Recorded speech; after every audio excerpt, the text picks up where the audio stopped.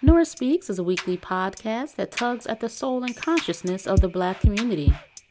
With show topics such as youth empowerment, education, women's impact, and civic engagement, Nora Speaks challenges the listener to not only join the movement, but be the movement. On the show, you'll learn from insightful guests who have demonstrated capacity in these fields and more, and I'm your host, Nora Muhammad. Welcome to the show.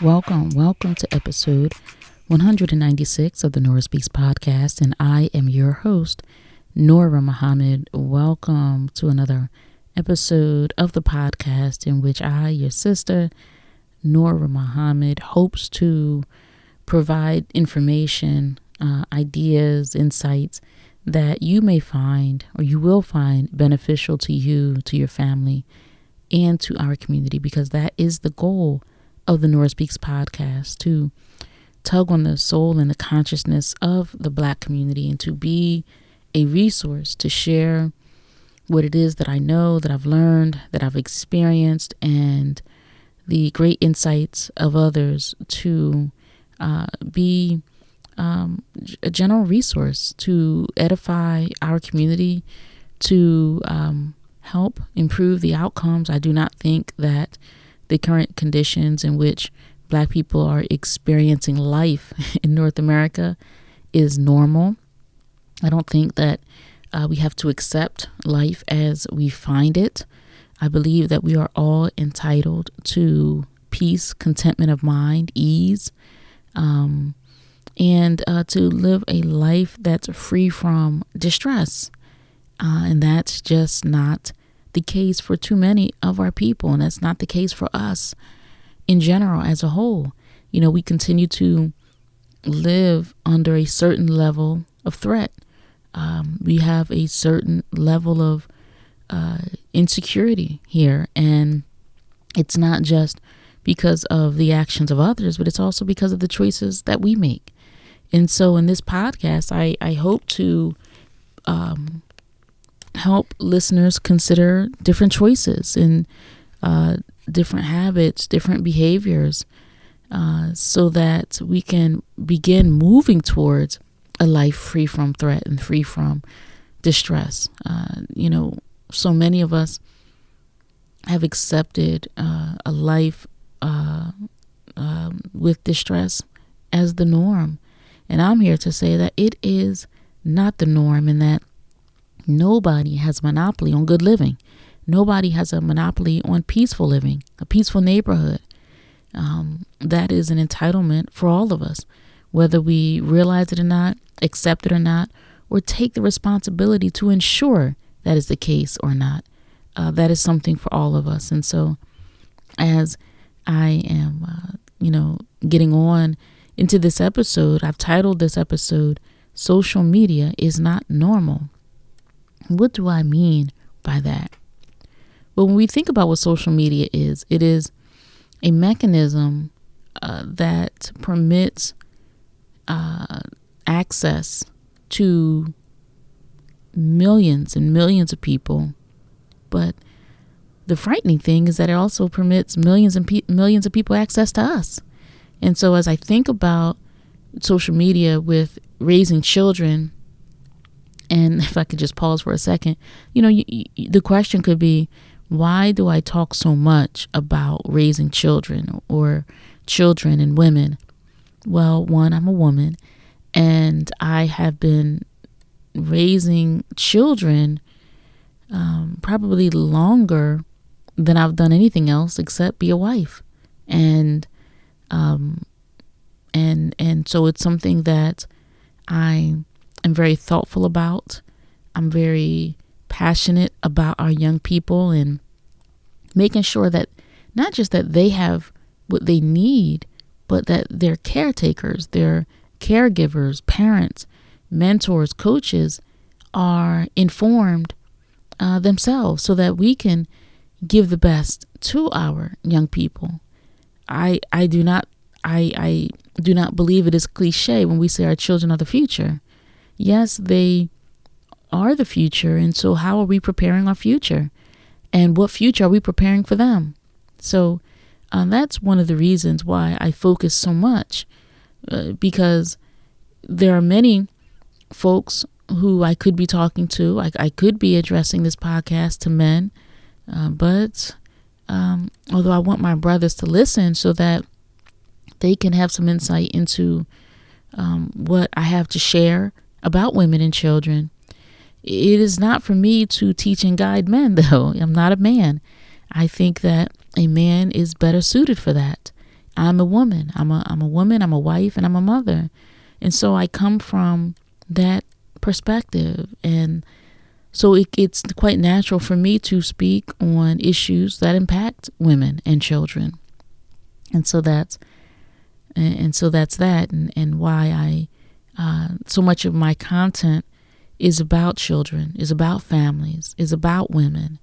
And how can we expect a improvement in our future if we're not touching base with those who will be nurturing our future, which is women?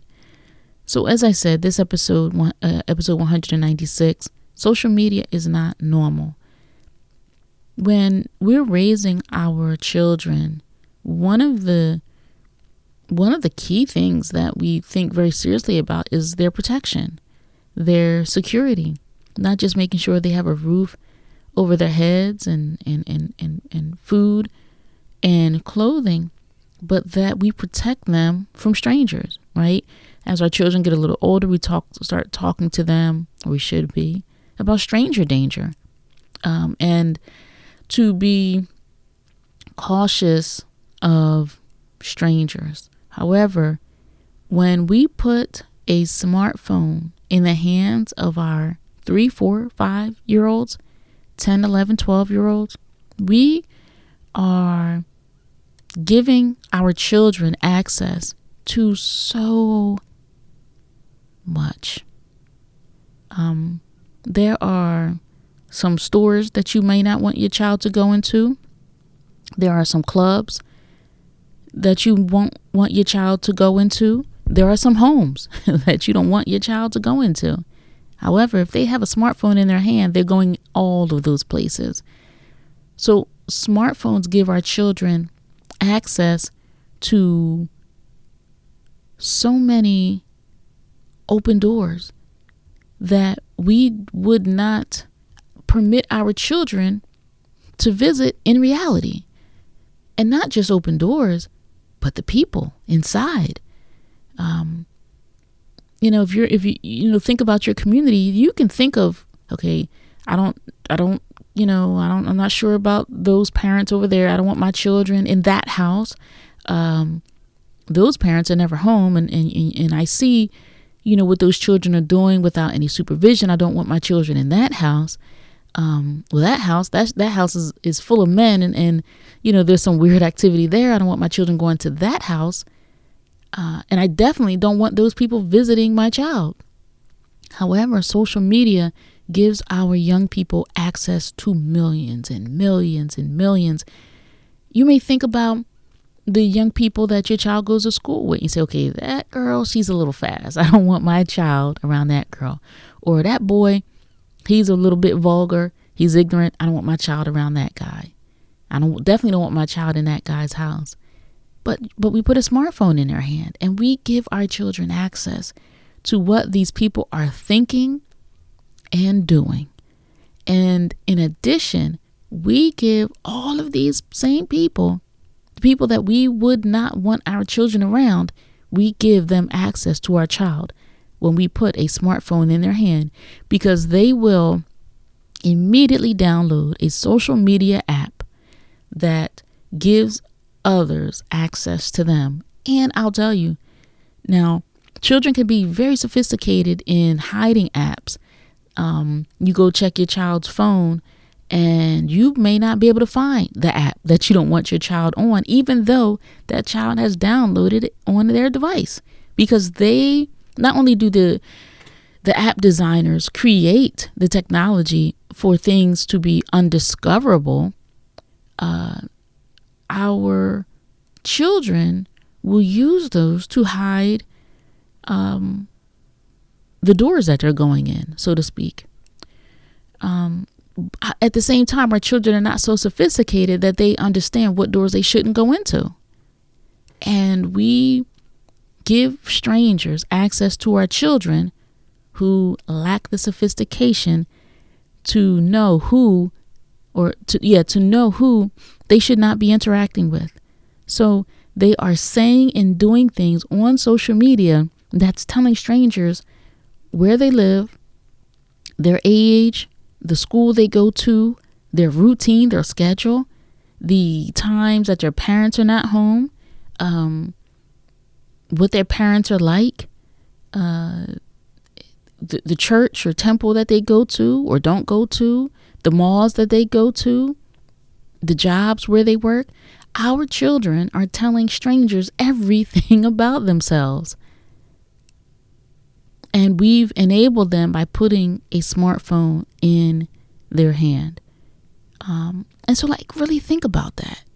Really think about the kind of access that these young people have. And there's nothing that's off limits. There's nothing. I mean, there are books or magazines that you wouldn't want your child looking into, right? There are movies that you don't want your child viewing. Well, how are you going to stop them when we give them a smartphone? So it's something that we should be really concerned with. And the reason why I say social media is not normal, because it's not normal that our children have access to millions and millions of people. Nor is it normal that our children can be accessed by millions and millions of people. That is just not normal. And we may say it's just social media, but what happens on social media impacts our children. It impacts what they think about themselves. It impacts what they think about us. It impacts what they think about education, marriage, relationships, family, dress, fashion. It impacts everything because our children are going to their device to find out what music they should listen to, how they should wear their hair, how they should wear their makeup. Social media is telling them all of this. And again, we've put the phone in their hands. And so their minds are being shaped, and their minds are not necessarily being shaped in a positive way, right? We've seen the whistleblowers who work for these social media companies tell us and tell Congress how the social media companies knew that social media was very, very detrimental to the mental health and welfare of children. Now, a pack of cigarettes comes with a warning label, right? Alcohol comes with a warning label. And we have a social media and the applications that our children use to consume information that is known and was known to be terribly damaging. And they hid it. And we don't realize the kind of damage that this is having. I mean, it's so damaging that the companies hid it. They hid it. They lied about it. And we're putting the phones in their hands. Now, when you're raising a child and you want your child to develop confidence and self-esteem and to find healthy ways to validate themselves, their personhood. And we teach them not to be seeking external validation. Well, that's kind of hard because teachers validate children, right? Whether they perform well in the classroom. Coaches validate our children if they perform well on the football field or the basketball court, right? Mentors validate children. I mean, it's hard for us to tell children not to seek external validation when that's so much of what they're getting, and they don't have an internal gauge yet because they haven't lived long enough to understand how to gauge success. They don't know that yet. So children absolutely, parents, we give them validation or we tell them what's not acceptable. So they are learning. Now, then we put a smartphone in their hand and We see them changing because of what's happening on social media. Now we want to say, don't look for external validation. That's all social media is external validation. How many followers, how many likes, how many shares, how many comments, right? And then in thinking about the comments, not all of the comments are positive. And here we are having millions, or let's say thousands of people, hundreds of people having the potential to say negative things to our child. If we were walking down the street, it would be highly unusual that every household you walk by, somebody opened their window and said, you're great. And it would be highly unusual that everybody would open their window as you walk by with your child and tell your child that they're ugly, that their nose is too big, that their eyebrows aren't right, that their makeup isn't right, that their jeans don't fit right, that they're ugly, that they're stupid. This is happening on social media, where our young people are essentially opening themselves up to criticism from hundreds, thousands, could be millions of people. And we put the phone in their hands. Social media is not a safe place for our young people. It's not safe for them emotionally, and it's not safe mentally. Now, it's a great resource to access information. And I'm not telling you that you are wrong for putting a smartphone in your child's hand. We just have to be careful. And look, I didn't even get into yet the idea of the predators who perpetrate on our children, who either they're not hiding their identity and they're adults who are perpetrating on our children, or those who are hiding their identity and they're meeting our children posing as somebody, as a peer involved in the same sport, as a peer involved in the same art, as a peer who goes to, a school in the local community. People are perpetrating on our children, and our children have are looking for validation because it's natural to seek validation. So when somebody comments to a young people, whether you're telling that child that child is attractive, is handsome, is beautiful, you don't think that child is not going to open themselves up to more from that person? And if you listen to previous episodes where in some cases we talked about sex trafficking, children can become trafficked because they've in some cases sent sexual or pornographic material, and now that person is manipulating them and threatening to share whatever they shared and send that to their contacts, to their family, to their school. So now our young people are compromised and are being exploited because of a mistake that they made, because they initiated or engaged in contact with somebody and they did not know that person was a predator. Social media is a very, very dangerous place, a very dangerous place. And we may not realize just how dangerous it is until years later. Although right now we see that young people, males and females, are becoming bulimic, anorexic, suicidal. Some have had successful suicide attempts because of the bullying, because of the negative self-image that occurs from accessing social media. So it's just something that we should really, really think about. Now, you may say, well, how am I supposed to keep in touch with my child if I don't give them a cell phone? I'm not saying don't give them a cell phone. We just have to be very careful with the technology that we put in their hands. And I know that you may say, well, I monitor my child. I look through my child's phone. We can be surprised how much they hid from us. I was a young person. You remember hiding things from your parents, your grandparents, your aunties. You didn't tell everything. You told them what you wanted them to know. Our children are no less sophisticated in parsing out what they want us to know. They do the same thing. It's just that when we did it in the 80s, 70s, maybe 90s, we didn't have so much to hide because we weren't accessing so much of the world like our young people are now. And so for parents or mentors who may be interested in sharing ways that parents can keep in touch with their children, but not have their children vulnerable, there are still cell phones that do not have the capability of downloading these social media apps. This is not me promoting something. I'm not sponsored by any telecommunications company, but I'm a sister and I'm just trying to share something that may work for you. And so I listened to some consumer news reports, and I came across one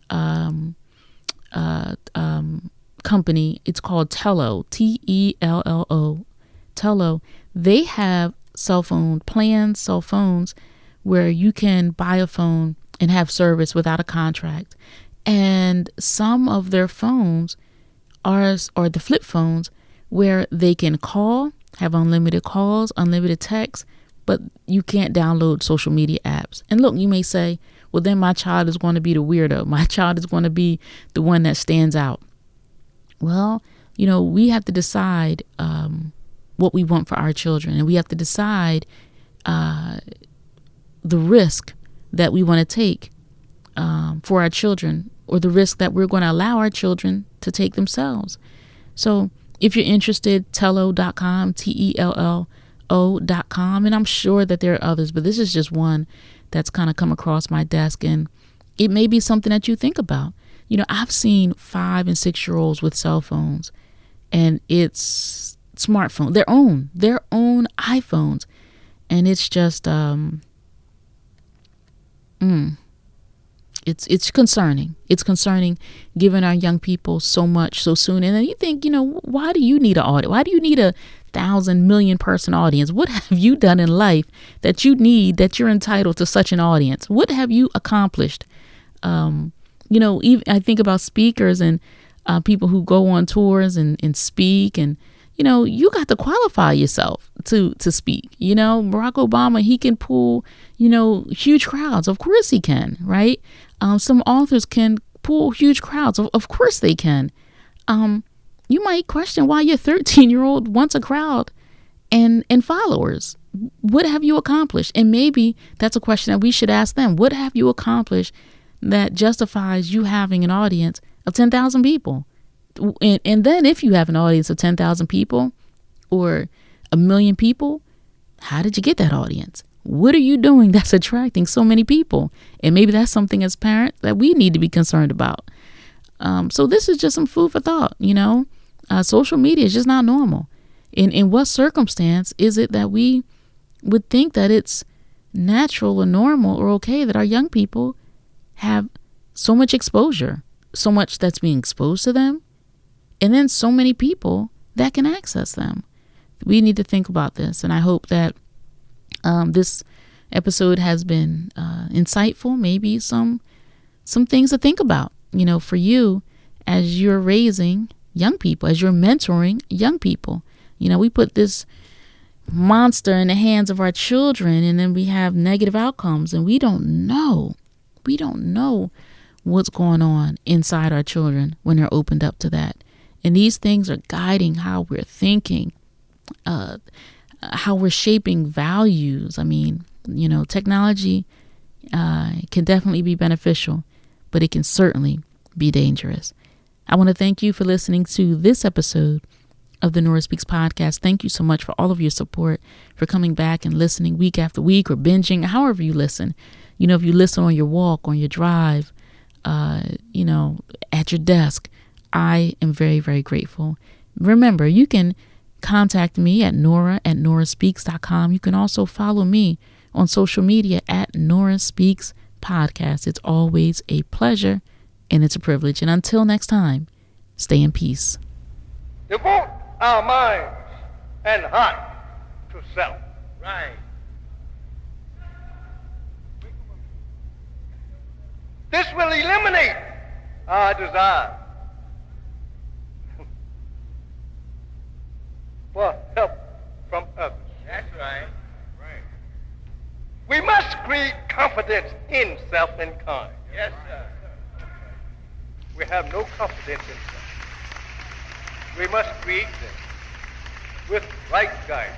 Right. Food for thought with the Honorable Elijah Muhammad. Thank you for listening to another episode of the Nora Speaks podcast. Be on the lookout for a new episode coming at you fresh next week.